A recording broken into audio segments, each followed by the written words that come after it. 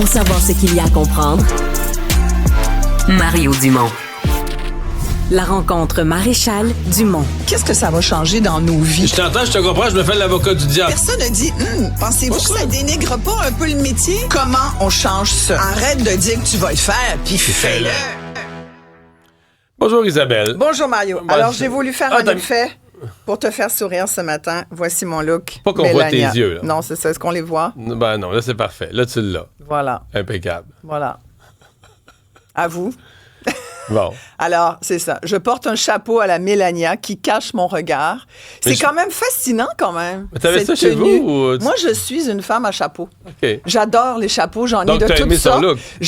J'arbore souvent le chapeau de cow-boy, je t'avoue, mais j'ai quelques chapeaux comme ça, mi-gangster, mi-mystérieuse. Donc t'as aimé le look de Mélania. Moi, j'ai trouvé que c'était un look fascinant. Cette femme est assez fascinante en elle-même. Et Mais on hier, sait vraiment d'ailleurs, pas ce qu'elle pense, là. non, et Est-ce moi, qu'elle est heureuse d'être là? Est-ce qu'elle se cache parce qu'elle a honte? Il y a des gens qui interprètent comme ça. Elle a honte de tout ce que Trump dit, fait. Écoute, j'avais une conversation avec des collègues hier et qui me disaient, mon Dieu, la pauvre, elle doit tellement subir. S'il y a quelqu'un que je ne plains pas sur cette planète, c'est bien Melania Trump. C'est sûr qu'on connaît les déboires de son mari, les déboires extra-conjugaux de son mari. Écoute, publiquement, tout le monde le sait, là, qui est allé avec des escortes, puis il a On sait plus que fricoté ça. avec, on sait plus que ça, certains. Fait qu'on n'ira pas dans les détails. Vous irez, vous ferez un rewind sur les procès qui ont été largement couverts à New York. Mais bref, tout ça pour dire qu'elle est au courant de tout ça. Ça, c'est les phrases que nous savons. Oui. Mais il y a toutes celles que nous ignorons. Elle doit en avoir un livre au complet d'affaires à dire. Là, Donald. finalement, elle a dit oui, aller vivre à la Maison-Blanche. Ouais, écoute, moi, je pense qu'elle doit négocier The Art of the Deal. Elle a dû lire en masse, elle aussi. Et moi, je pense que c'est elle qui mène le couple. C'est elle qui décide comment ça marche, quels sont les termes de l'entente. Je pense qu'il y a une entente. Ce ne sont que des suppositions, les amis. Ici, Une entente on tacite jase. pour pas- Moi, je pas pense faire qu'il y a une d'esclandre. entente. Écoute, ça se voit dans les meilleures familles. Ça, c'est mon territoire. Ça, c'est le tien. Je vais Puis aller avec X toi. X journées par année, je vais Complètement, faire semblant. je vais faire mon bout, tu feras le tien. Et ça. On a vu ça, tu sais. Hier, on a vu Hillary Clinton avec Bill Clinton. Penses-tu qu'Hillary Clinton n'a pas, à son époque, on l'a quand même assez analysé, la posture mentale qui a suivi les années difficiles après l'histoire du sous le bureau puis de la robe tachée de Monica. Bref, écoute, il y a comme quelque chose que... Je regardais un Mais documentaire dans sur le cas de Bill JFK Clinton, dernièrement. dans le cas de Bill Clinton, comme tu disais pour Trump, Monica Lewinsky, c'est celle où il s'est fait prendre. Là. Ouais. Je suis pas sûr que c'est la seule de sa vie. Là. Non, et Hillary Clinton, qui d'ailleurs s'est fait souvent pointer du doigt parce qu'elle a décidé de rester. Mais je veux dire, c'est toute la notion de fidélité, infidélité. Tu restes ou tu pars. Tu vois, regarde, on est parti d'un chapeau. On Ouais. est rendu dans ces questions-là. Mais moi, je pense que par rapport à Mélania, d'ailleurs, hier, écoute, j'ai vu sur son... Là, je me suis mis à la suivre sur ses réseaux sociaux. Elle en a profité pour mettre une vidéo sur son site qui parle de l'autonomie des femmes.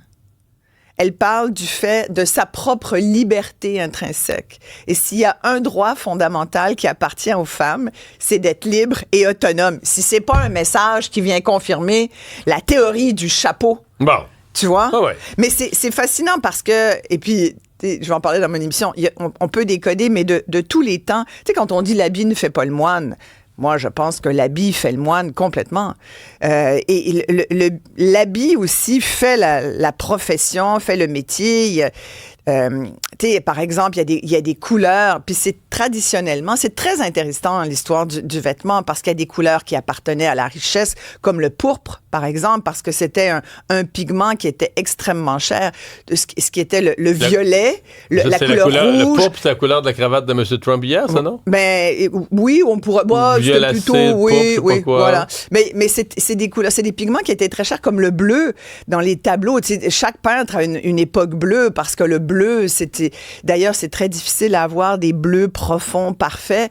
Et écoute, on peut en parler toute la journée, mais il y a quelque chose là-dedans qui nous montre à quel point tout est une question de pouvoir, finalement. Et on revient à celui qui nous préoccupe, le pouvoir que vient de s'accaparer à nouveau Donald Trump.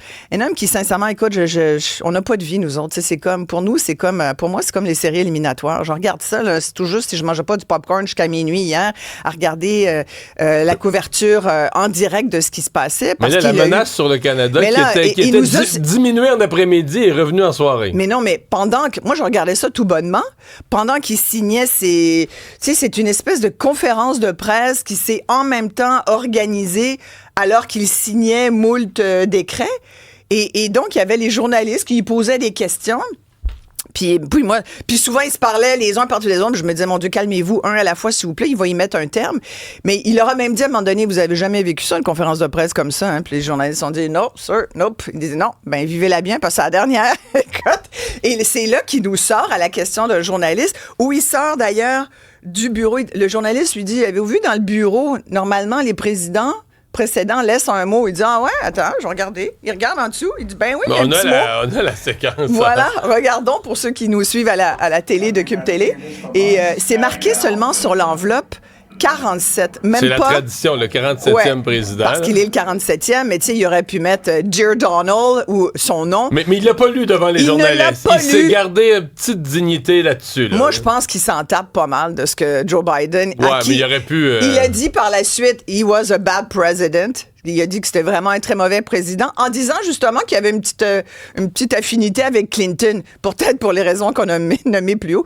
Mais bref, tout ça pour dire que dans la foulée de l'enveloppe 47, le journaliste dit, et puis là, Canada-Mexique, avez-vous les tarifs, vous en pensez quoi? Ben, il dit, les tarifs, j'ai l'intention de les faire à partir du 1er février. Là, écoute, c'est une espèce de petite bombe qui venait de nous lancer parce qu'on avait retenu notre souffle toute la journée, on pensait s'en sortir, et là, aujourd'hui, on comprend que c'est la nouvelle depuis hier soir, et c'est un véritable enjeu parce que je t'entendais plutôt dire que tu avais un certain optimisme. Tant qu'on n'y est pas, on n'y est pas. Très modéré, mais... Moi, je pense que ça va arriver. Je note quand même qu'il ne l'a pas fait hier. Il ne l'a pas fait hier, mais il dit 1er février. Puis une chose est sûre, c'est qu'il y a l'intention d'en mettre. Après, à hauteur de 25, peut-être pas, surtout les produits comment. Mais une chose est sûre, c'est qu'on va s'y coller. C'est sûr qu'on va en avoir une augmentation de tarifs. Après, moi, j'entends beaucoup les politiciens, que ce soit Mélanie Joly, Dominique Leblanc. Là, ce matin, il y a la rencontre au Québec. Moi, j'aurai l'occasion de parler d'ailleurs à Véronique Proulx parce que dans les fédérations de chambres de commerce, que ça soit importateurs, exportateurs, les manufacturiers au Québec, déjà qu'on a un secteur manufacturier qui est faible depuis des années, tu sais, qui mériterait qu'on y pousse dedans. C'est un dossier extrêmement important économiquement pour nous au Québec. Est-ce que j'ai le temps de te parler un petit peu? Écoute, des dormeurs et dormeuses de Montréal? Écoute, tu sais, des fois, là, heureusement que le ridicule ne tue pas parce qu'il y a une méchante gang qui serait mort, mais j'ai mis la main sur le rapport des échanges du comité ad hoc sur les enjeux et les besoins des personnes qui n'accèdent pas à l'hébergement, au logement. De quoi on parle ici? Ça, ce sont des sans-abri. Ce sont des itinérants qui... Des personnes qui n'accèdent pas au logement. Voilà. Et qu'on appelle aussi des dormeurs de rue. Dormeur de rue, toi. Écoute, un rapport de 15 pages, Mario, où le mot sans-abri, le mot itinérant n'est utilisé aucune fois. Ah ben c'est déjà moins pire. Quand on atténue les mots, on a l'impression que le problème est moins gros. C'est pas ça la technique, j'ai toujours vu ça de même. Et 3-4 fois, ce qu'on dit, par exemple, ce rapport n'engage pas l'opinion individuelle des participantes et participants au comité, ni celle de leur organisation ou de la ville sur l'ensemble des sujets abordés. Voyons, Seigneur! Ça fait que tu fais un rapport, mais c'est comme, moi, je m'engage pas ce rapport-là. Tu n'utilises pas les vrais mots, puis ça engage personne. Écoute, mais c'est quoi ça? Écoute, moi, je me souviens, il y a quelques semaines, j'ai écrit une chronique d'opinion. J'ai demandé, parce que, problème d'itinérance, Mario, j'ai l'impression que ça fait 5 ans que je rabâche la même affaire. Ça fait 25 ans qu'on sait qu'on va en avoir un de plus en plus criant pour tous les problèmes qu'on sait qu'on a, qui sont encore pires aujourd'hui, 5 ans après la pandémie, avec une crise de santé mentale, une crise de toxicomanie, une crise de solitude, une crise nomme-les, il y en a plein. Et on dirait qu'on est incapable de régler le problème d'itinérance. On fait des comités. Il y a eu des états généraux au mois de décembre où là, le même groupe là, disait, en tout cas, un groupe équivalent disait, ça s'est passé à Québec, va falloir qu'on réfléchisse, ça va nous prendre quelques jours pour écrire la lettre finale qu'on n'a jamais vraiment reçue. En tout cas, moi, j'ai pas réussi à la trouver. Moi, j'ai demandé à ChatGPT de régler ça il y a quelques semaines. Écoute, il m'a fait un plan d'action qui est sincèrement plus éloquent que celui-ci, qui a demandé à plein de personnes au cours de 6 rencontres d'essayer de régler ça. Sincèrement, c'est pathétique. C'est pathétique, je suis sans mots. Puis je vais te dire qu'il faut que tu le lises avec un lexique. Parce que des acronymes, là, on dit, écoute, premier truc, ça vaut la peine. Je vais juste te le lire avant de te laisser, mais ça dit constat, solution, on n'apprend rien. Piste de solution numéro 1. Assurer la correspondance de l'offre des chutes SHUT au résultat du dénombrement 2022 et autres données. Là, le chute, je me dis, voyons, chute, qu'est-ce que c'est ça? Le chute, c'est le service d'hébergement d'urgence et de transition. On a parlé aussi quand même du PCMI. Il y a une page complète. Il y a une page complète pour essayer de comprendre le langage.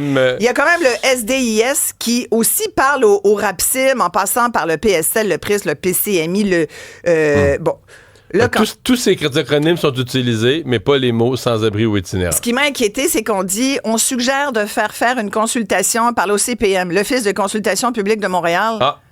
Au pelail. Là, je conseille à tout le monde de laisser leur carte de crédit de la ville sur leur bureau avant de partir. Ils ont eu de la publicité dans la dernière année. Merci Isabelle. Ça me fait plaisir, j'en remets mon chapeau.